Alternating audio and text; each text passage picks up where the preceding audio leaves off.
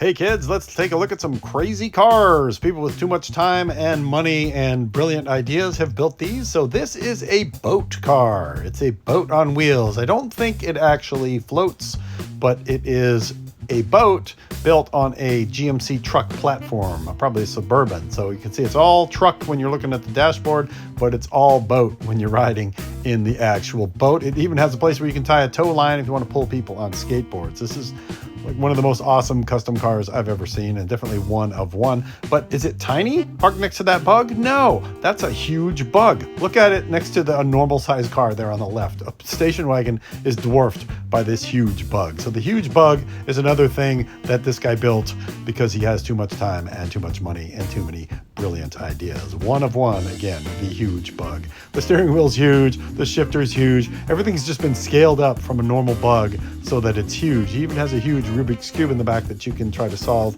while you're riding around in your huge bug. What sort of vehicle does millionaire philanthropist Bruce Wayne drive when he's not solving crimes and being Batman?